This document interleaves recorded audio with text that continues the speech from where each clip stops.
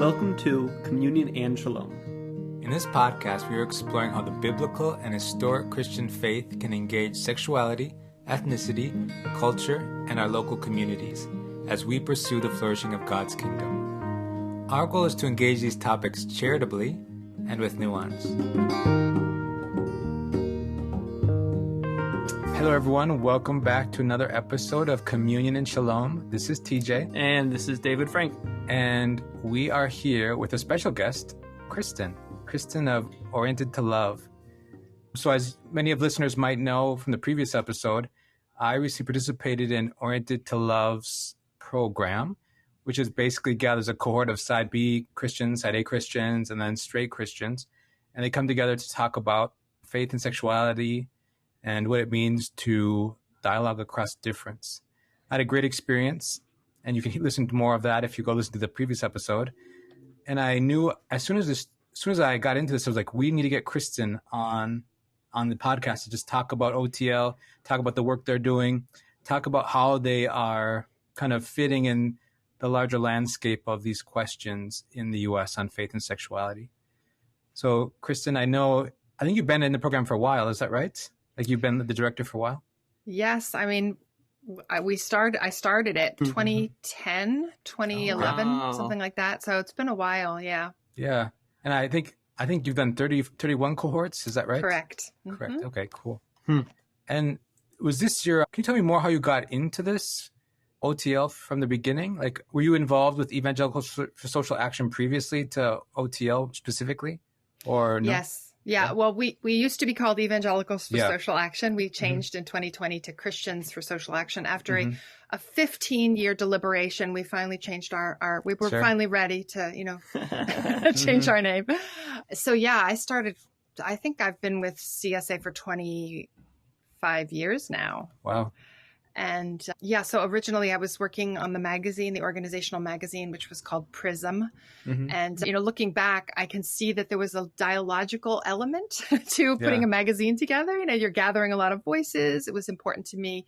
I don't think I was thinking in terms of having different sides of every issue, but I did want a lot of voices together, and I wanted them to speak with each other in a kind of conversation.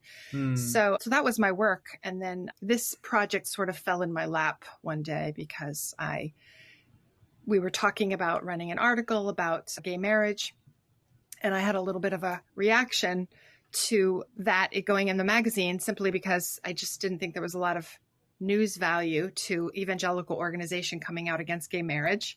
And I also but deeper down, my reaction was more like, there's no gay folks on staff here. And we're a bunch of we're a bunch of straight people talking about how gay people should live or shouldn't live their lives. And that just didn't sit right with me without having gay people in the conversation. So I said, at the very least, we should convene some kind of dialogue to get to know the people we're talking about, to get to listen to.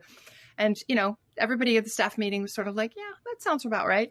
And then in my memory, and my boss, with a little flick of his hand, said, well, put something like that together. Okay. Which I just think is so interesting, a complete, not taking into account what it would create, what it would involve to create an event like that. But also, like, when you look back, sometimes you see that the seeds of something that have grown into something really big and beautiful are often kind of like so haphazard feeling anyway. But I was intrigued, and I'll spare you all the details, but that was the seed of the program that became Oriented to Love. And I really thought I was just going to do it once, and it ended up being so, I'm always not sure if I should use the word addictive, but I was intrigued when I saw the results. And so I thought, I really want to do this. So I set myself on a path to work myself out of the editorial side and just enter full-time into this dialogical space, because it was so life-giving for me. Terrifying, but life-giving. Well, was it hard to recruit that first cohort? Was it hard to make those first connections? Yes, it's been challenging. The very first cohort was less difficult because a board member got wind of it and he offered to pay for the whole thing, even people's flights, cover all of the expenses. So it was a fairly easy ask. And I think people were so intrigued, like, what? You're going to pay for me to come for a weekend to talk about? Okay. And that was sort of a handpicked crew because it was just word of mouth, like, oh, do you know somebody who would come to this thing? After that, it got a little harder. What I really love now is, after 10 or 12 years of doing this, is like when I go to Revoice, I don't really have to do the cold calls anymore. Like walk up this strange straight lady. Hi, would you come to this thing I do? Sure. Now I have all the alums there saying, oh, I want you to meet, Sue or John. That's just great. I can really relax at those events now. That is great. I appreciate that so much. Can I ask real quick, so I met you at Revoice just this past week. How many Revoices have you been to? I go every year. It's a highlight for me. I think I missed one year because of a scheduling thing.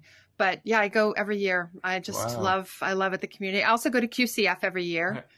Started when it was GCN, Gay Christian Network. But very different communities, two very beautiful communities with a lot of alums that I run into from the dialogue. So one thing I've appreciated in talking with you a bit is that you've seen some of this history unfold over time between like the different groups who are conversing about faith and sexuality in sort of the U.S. in these spaces, right?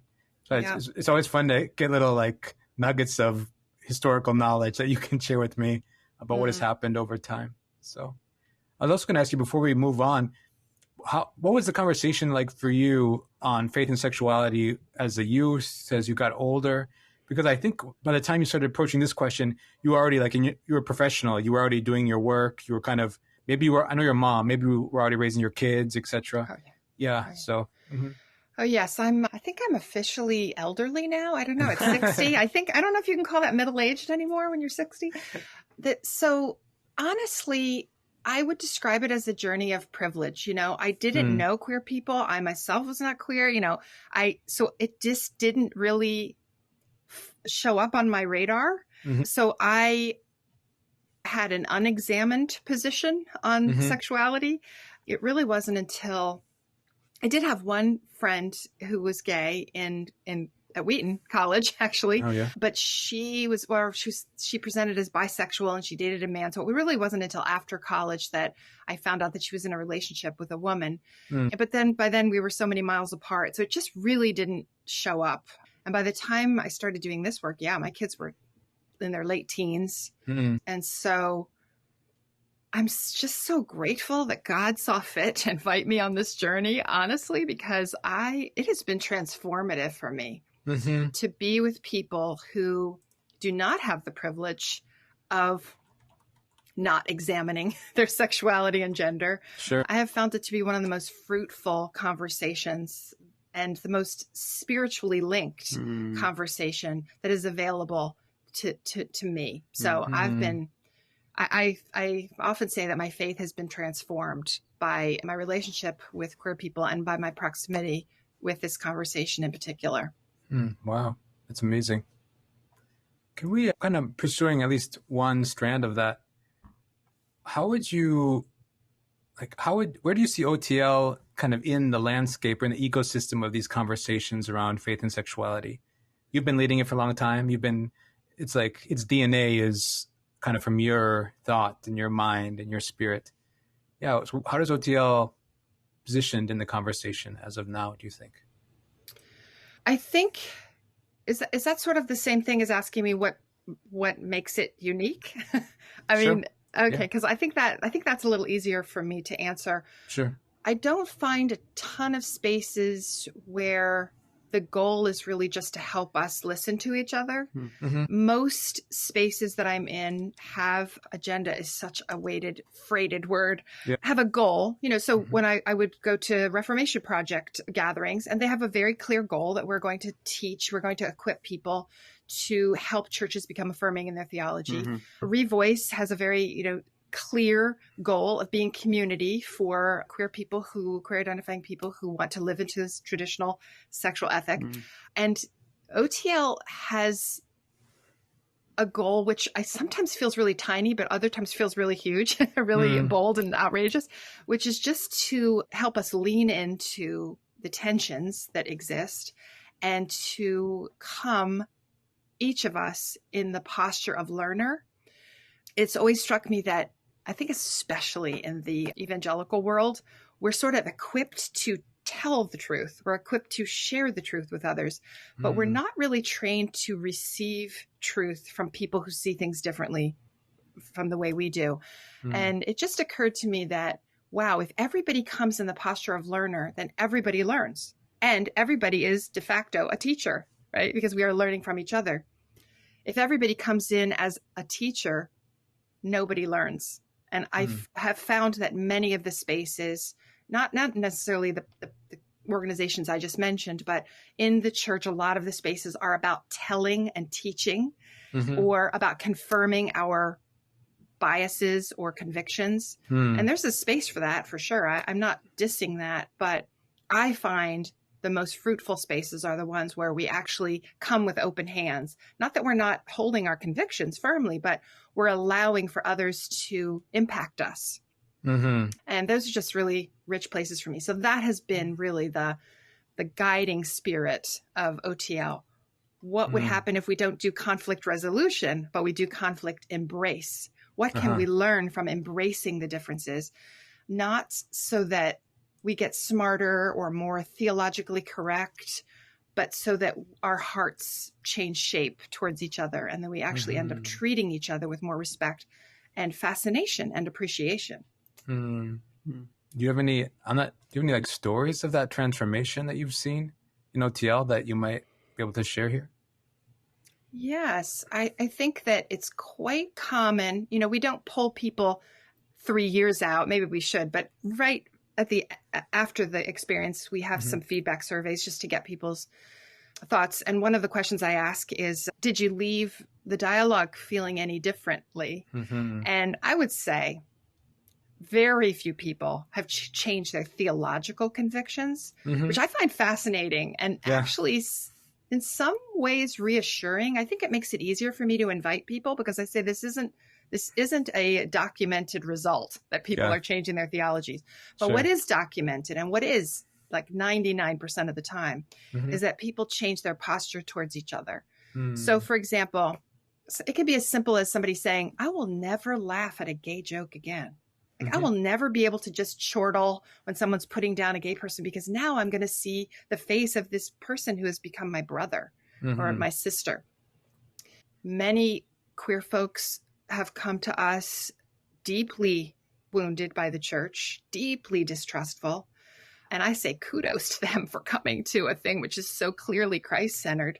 I'm so moved by their courage. And they often will leave saying, wow, I never thought I'd find community in a group of Christians again. And I experienced community at the dialogue. So, I mean, those are just two examples of people surprised by how the shape of their hearts. I don't know. That's the metaphor that I keep thinking of, the transformation of their heart that they've undergone by leaning into it. Yeah, and that latter example, or that latter part of the example you're talking about of the transformation that's happening for queer people, I find particularly moving in thinking about what does it mean to have, a church that is safe and welcoming, particularly in the side B space. And the, honest answer is that you're not going to be able to find a church where you don't run into conflict, where you don't run into someone saying something that kind of digs deep into your heart and hurts. And so it requires a level of, definitely leadership trust, but of being able to actually experience a space where it's like, oh, not only is there disagreement, but we are able to embrace each other in the midst of that. And it just feels like such a powerful experience to equip people to then be able to re-engage the church and say, Lord willing, even when people disagree with me, I've now at least seen what it can look like to move forward in love within the community and not just expect for all of those conflicts or disagreements to devolve into hostility. Yeah. Well, thank you, David, for acknowledging that conflict is a regular part of life, right? Every relationship. I don't think anybody has a close friend, like a real relationship as opposed to an acquaintanceship where you agree on everything. It's just, we're not cardboard cutouts of each other, right? Yeah. We're not, or cookie cutouts. So we somehow find a way to embrace or tolerate, I hate the word tolerate, but conflict in all kinds of conflict. But there are certain issues that we make into hills to die on and that tear families, churches, denominations, communities apart. So, and the other thing is that, well, I've found, and I just think this is universally true. This is a deeply held conviction of mine I'm about to share. And that's that without conflict, without risking saying, ouch, that hurts, or, ooh, I've learned something from you, or I am confused, I don't understand, I want to understand. Without those kinds of interactions with our loved ones, we can't build intimacy. Intimacy is built on hurt and forgiveness and confusion and clarification and stretch and challenge and iron sharpening iron, right? Those, it's essential. And if we lean away from those things, and I know people who are in marriages, I've heard people say, well, I could never tell my husband that. And I think, how can you call that a marriage? You know? And I think it's the same thing with deep friendships, right? We have to be willing to take these risks if we want to go deeper. Oh, sometimes I just want to, keep it safe though. Hey, and I understand that. And there are times and relationships that you can't do that or shouldn't. And there are moments when it's more appropriate than others, when we're ready, when we're not ready. So I'm not, this isn't a prescriptive across I'm the with board, you. but... Like I have a high value of intimacy, and it's just always important to remember, like, oh yeah, there's a cost to work towards that. It's worth it. It's worth it. But, some days I'm more ready to engage that cost.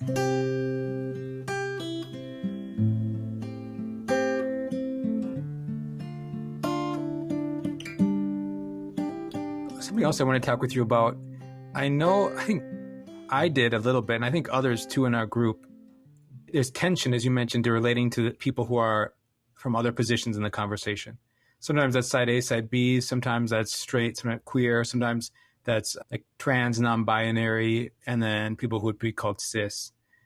How do you in OTL kind of navigate this tension? Like how do you as a leader facilitate these different people coming together when they envision this tension before them with others in the party or in the cohort? Well, I hope that I do a good job in the preparation coming up to the dialogue and sort of front loading a lot of that stuff. Like, we are going to have disagreement. We are going to hurt each other. It's not if we hurt each other. It's when we hurt each other.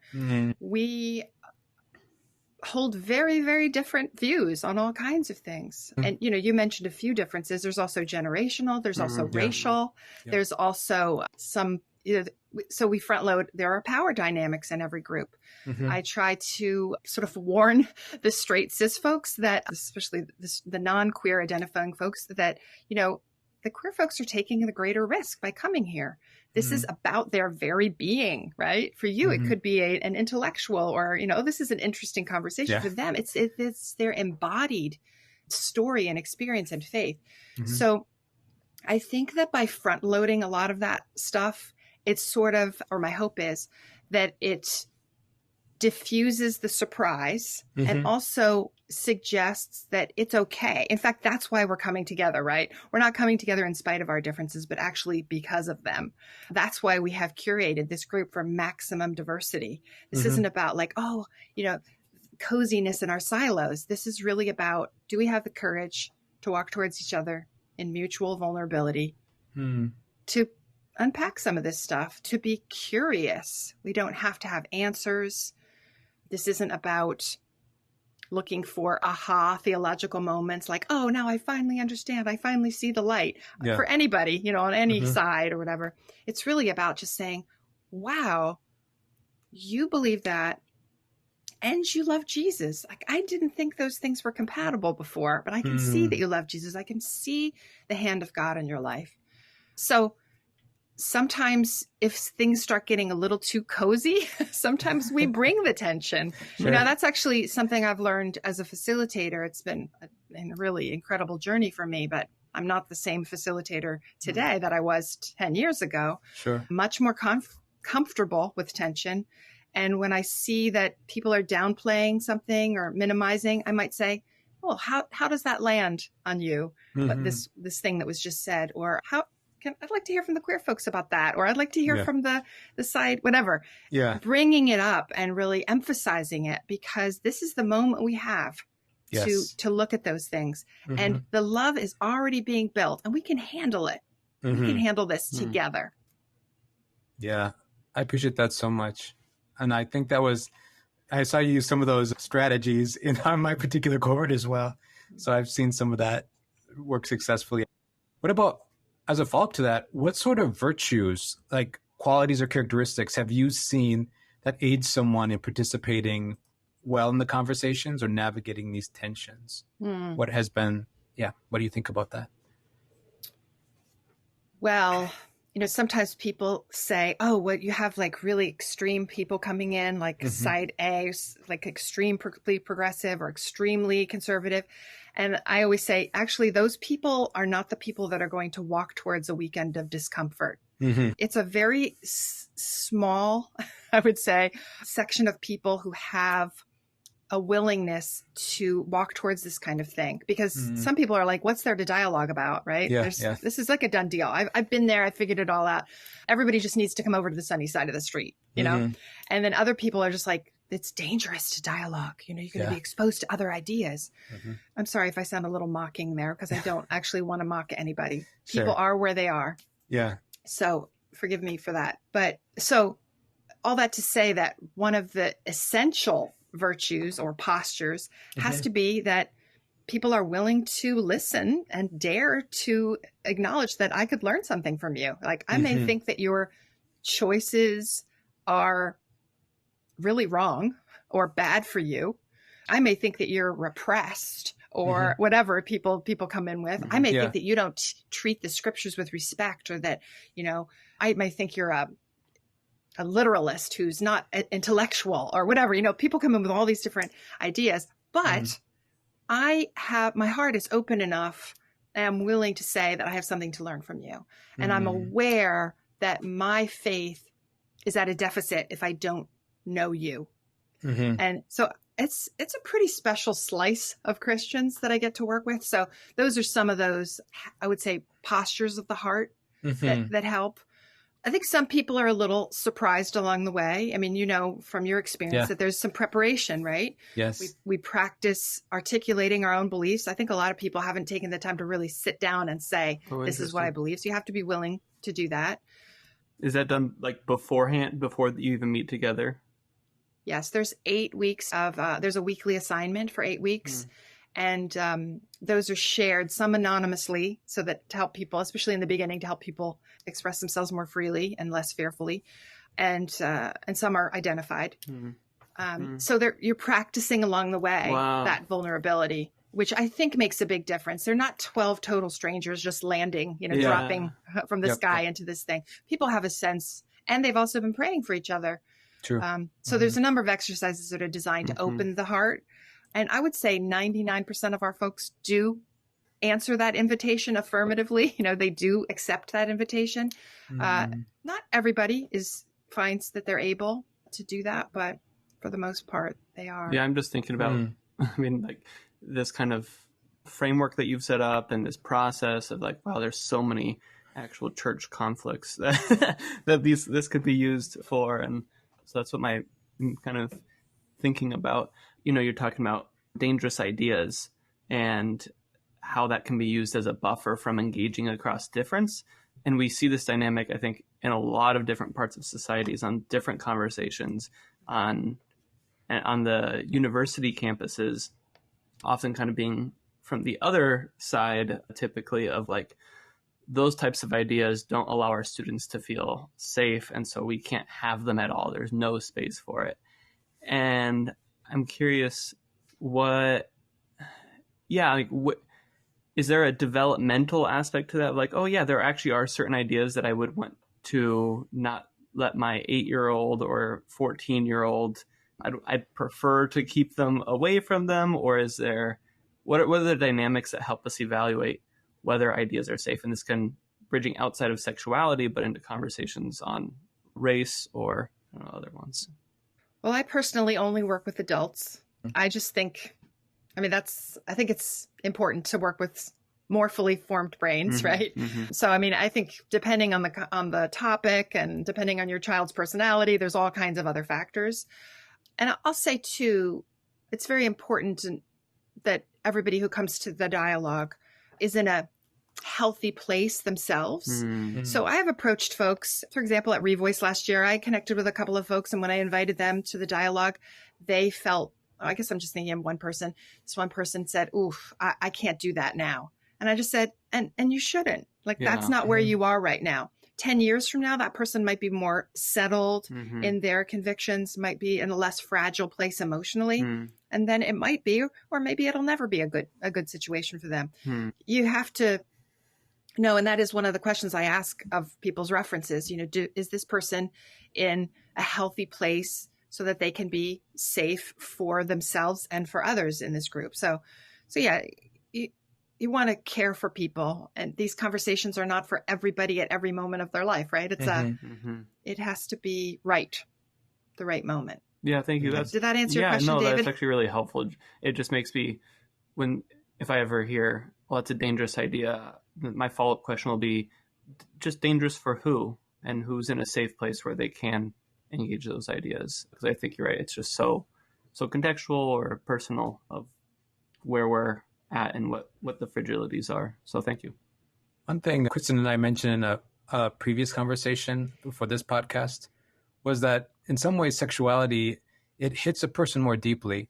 And maybe race could be another example of a topic that is similar to like this, but it touches like deep parts of a person in a way that some other like healthcare policy, important, dangerous ideas may be there too, but it's often slightly more abstract than experiences of like race or sexuality.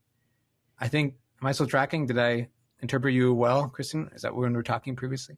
Yes, I do find that not only is sexuality and gender deeply intrinsic to everyone, whether they examine it or not, but I also find it really linked to our spiritual lives. Sure. I'm not a student of this, but so I can't really unpack that, but it seems like it's part of our core essence of how we move in the world, how we express ourselves, how we love, who we love, obviously. And so I'm sometimes asked, oh, could you do this model on abortion or on gun rights? And I always say, yes, but I don't particularly feel called to those things because not everybody in a group has had an abortion or would ever be faced with having an abortion. There's many people who would just be an intellectual exercise. And although the straight cis folks in a group, the non-queer identifying folks in any group might not have ever experienced same-sex attraction, although there's like a pretty good number who have had some of that as part of their story, which is really interesting. They all have a sexuality and they all have a gender. Most of those folks have not interrogated that much, if at all, but they do have that in common with their queer counterparts. And so we do have an exercise where people are invited to actually to think about their gender journey, to think about their sexuality journey. And it's really powerful to watch privileged folks like myself, straight cis, encounter that for the first time. And I think that's often a bonding moment in the group when the queer folks go, like, oh, wow, you guys have some pretty heavy that you're dealing with too. And that becomes a common factor, which can create some healing bonds, I think, and some really great opportunities for the non-queer folks to start exploring those things for themselves. Definitely. So something that we talked a bit about in kind of the episode that I recorded on OTL previously about my experience was talking about this maybe tension that I think is especially prominent among certain side B people, especially side B people who are like they've had more traditionalist church backgrounds or might sometimes conservative church backgrounds is the term people use. But basically this idea, and you touched on this before, of some sort of teaching. So it's this idea that we should have a high value of truthfully walking faithfully in the way of life of what God is teaching us, right? And this means that we should avoid false teaching that leads people away from God. And that could be and that it does parallel with that dangerous ideas thing, but it's like why should we dialogue with side A people, for example, from this type of side B perspective, when they're leading people away from what God wants? So my question is, like, how do you handle these tensions around truth? You have alluded to it previously, but how do you handle these tensions around the different positions of truth that are in these groups, usually in these conversations? Yes. These are big questions. These are big, I'm tempted to use a word I'm not sure I know. Ontological questions. Sure. Yeah, totally. These are big ontological questions. Hey. Over the past 22 years, I think I mentioned to you before, TJ, that I have this friend who's she's an Enneagram 8. I'm an Enneagram 2. Our friends have called us truth and love for many years. But I think in a marriage, I've heard of people we're rolling to the middle. I don't know. Sarah Groves has this beautiful song about rolling to the middle. And I can see that happening in my friendship with her too. Her longing for truth and for clean edges and certainty. She's been willing to, not that she holds her understanding of what is true any less lightly, but she's just gotten more relaxed about it. She's just feels less threatened by some other ideas. And her arms have gotten so big and wide, the people that she's pulled in to mother, to care for, to comfort, to embrace. And I think it's because of her relationship with me. And I, had a lot of troubles with my boundaries early on. 20 years ago, I was just I just give to everybody who asks, because that's what you do, you give. And my love has gotten more truthful. Her truth has gotten more loving. And my love has gotten more truthful, because now I can say, I can't do that right now, because if I say yes to this, I have to say no to this. And this other thing I would need to say no to is also very important to me. So I've just gotten more honest about how I love and when and in what ways I can love.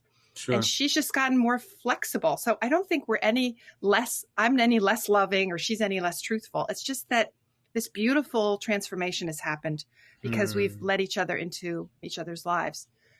I'm going to tell a story. If this doesn't relate, you just cut it out. Okay. Sure. But I feel somehow it relates. It's a personal story.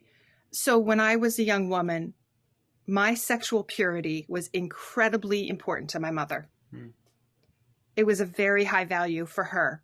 And for many years, it was for me too. And then I went away to college. I had some different experiences. They weren't necessarily good ones, but I made some decisions that very much upset my mother, that I would say destroyed her dream. Well, I became sexually impure, right? So years later, I'm now married. I have children. My relationship with my mother was healed to a great extent by that point, although that earlier period had done some pretty serious damage to my relationship with my mom, because I felt really judged and misunderstood, and she felt really disappointed and hurt. Anyway, years later, I'm with this friend, my best friend who I was just talking about, and my mother was there. It's like a play date thing or something. My mother had a moment alone with my friend, and she said, sort of wistfully, I always hoped that Kristyn would be sexually pure. And my friend said, I understand that, but she's pure of heart. And I don't know if anybody said anything that's meant more to me than that line. And I think I have all the impurities everybody else does in their hearts, but I do, like, especially my work with queer people, that is a pure part of my heart. That is, it's very pure. It's very precious to me. So I do have areas in my life which I feel that are not a struggle for me, just to live in just a beautiful acceptance of God's spirit and a beautiful outpouring of that. And I really enjoy those parts of my heart. And my friend recognized that in me. And she said it to my mom. And my mom, apparently, she told me, my friend told me later, just sort of like exhaled. And I thought afterwards, you know, my mom's dream for me was too small. My mom had a certain view of purity that was too small, that didn't take into account what God would do with me, regardless of some lesser decisions or less healthy decisions, that I don't want to diss and say they were all mistakes, because they're part of me. And, you know, God uses the hard parts, the jagged parts, as well as the beautiful, obedient parts. And so I'll let you tell me if that's a relevant story when it comes to truth and love or orthodoxy. I always just rest at the end of the day that God's love is enough to cover it all. And when people say, aren't you worried about the slippery slope? I always say the slippery slope is a real thing. It really is. But I believe that Jesus is at the bottom of the slippery slope with his giant catcher's mitt, catcher's mitt, you know, ready to catch me and lead me to the next season. That's my view anyway. Yeah. I don't know if that's orthodox or cool or smart, but it's been my experience that God is so gracious and so committed to the bigger picture, to the purity of my heart, that I don't need to fear. And I think that perfect love casts out fear. That's how I experienced that. Thank you. Yeah, I appreciate that thought. Yeah, I think my experience at OTL, and even hearing what you just said, it definitely put me in these tensions. I went into this tension again, having to ask myself, like, well, if my life is saying yes to this thing, what does that mean when their life is, when side A people that I was around, their life is saying yes to this thing? And yeah, and I feel growth in that tension, even if I don't feel it resolved yet. So, and I don't have to feel it resolved right now, but yeah. And yeah. So anyways, it just makes me have to think about how we relate, like love and truth, and like all those things go together. So, and, David Frank, did you something? Yeah, I'm just reflecting on when the scriptures talk about purity of heart. I often connect with the idea of kind of the single-mindedness, and of what does it look like to have kind of God forefront in our vision, Christ forefront in our affections. And there's a way that we can choose whatever we think is the right path that is true. But if we're doing that out of fear, or out of maybe even wanting to hold things in our control so we don't have to rely on God, it just makes all the difference whether you're pursuing what you believe is true in a spirit of love, of trust, that I want to honor you, God. I want to experience the fullness of life that you have for me. And so that's why I'm pursuing what is good and true and beautiful. And if I got it wrong, just what you said right there, that Jesus is at the bottom of that slippery slope, ready to catch us. And yeah, so I think that's really important. There is Jesus says a straight and narrow path of righteousness, but we're not kept on there by fear. We are kept on there in faith. So thank you for sharing that. Yeah, I mean, I have 3 adult sons. None of them is following a path that I recognize as Christ-centered anyway. And I have just had to learn as a parent. I mean, does that make me sad? Yes. Do I remember how I also departed and returned? Yes. And ultimately, I have to decide who I'm trusting. Is it the training that I did that looks like a failure at this point? Or is it the God who created them and who loves them and will love them regardless of their choices or path? So that just helps me relax a lot. And sometimes I can feel a little fuzzy, but I don't know how to do it any other way. Sure. And stay sane anyway. And I just assume I'm wrong about all kinds of things. I look forward to meeting my maker face to face and clearing up a lot of these uncertainties, these tensions, things resolved, having, my mind blown with eternal understanding. But until then, I just have to assume that I only see the truth, half darkly. Yeah. I understand that. That's helpful. I wanted to ask you also, and I think this is an important question, and I think we're starting to engage this question more. What has it meant for you to be a straight ally to queer people? And I ask that because a lot of people, I think a lot of Christians specifically wonder sometimes, especially side B Christians, but maybe side A people as well. I'm not sure. What's it meant to me to be an ally, especially to side B Christians? Or maybe first you can say queer Christians in general, and then you can go to side B after. So okay.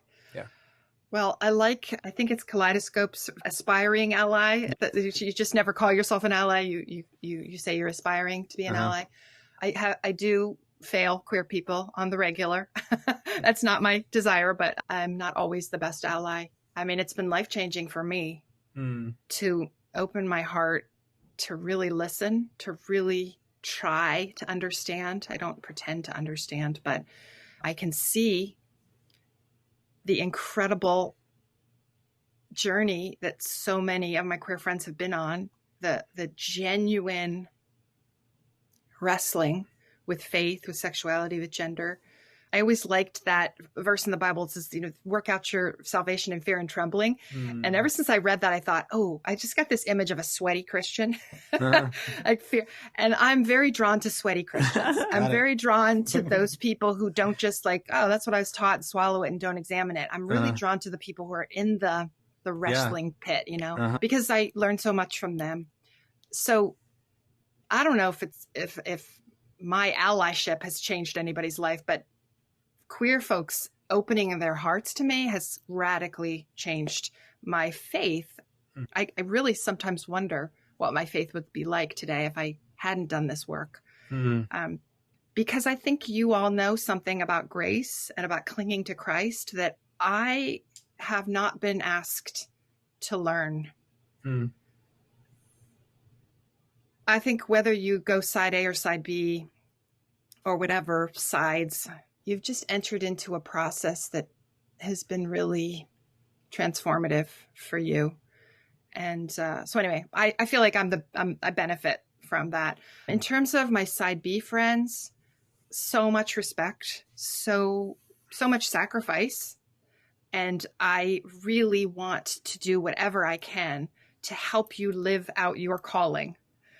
But I also have to say that, my friends who choose to get married to their same-sex partner, I want to do anything I can to help them be faithful in their marriage and growing in their marriage. So I'm always grateful that I'm not a pastor or a denominational leader, that I have to set up protocols and all these boundaries. I've been given the job to love and to always ask, what does that mean for you? Even if it's just what does it mean to you to be gay? What does it mean to you to be Christian? What does it mean to you to be side B? What does it mean to you to be in a relationship with your partner? It's really about, help me understand who you are. What does discipleship look like for you? What are you learning from celibacy, your celibate journey, your friendships? What are you learning from this intimate relationship that you're in? So I guess I see it as accompaniment, and also just for me, allyship is taking the time to try to really understand and to really listen instead of just assuming. When I first started this work, I thought, to be gay meant one thing, or to be trans meant one thing, and it was obvious. And boy, I always say, if you've met one gay person, you've met one gay person. I don't know anything else about you. If all I know about you is that you're gay, is that you have attractions for your same gender. That's all I know. I don't know anything about your theology, your behavior, your friendships. And I think most non-queer identifying people really need to, especially in the church, need to understand that, need to be invited to understand that. So that's helpful. What would you suggest to anyone who wants to get involved with OTL? We have listeners who might be interested. I think most of our listeners are side B are probably like straight conservative Christians. Yeah, what would you suggest to them if they wanted to get involved with OTL? Yes, I would encourage them to look at our webpage. So it's christiansforsocialaction.org, and you can see the programs at the top of that. And we have a Racial Justice Institute and then Oriented to Love. Those are our two sort of pillar programs. Although we do other things as well. But yeah, look at the page, see if it's for you, reach out and just ask yourself if you are brave enough to sort of lean into this and open yourself to the possibility that there are great, great rewards to be gained by leaning into this conversation, whether you know queer people or not yet.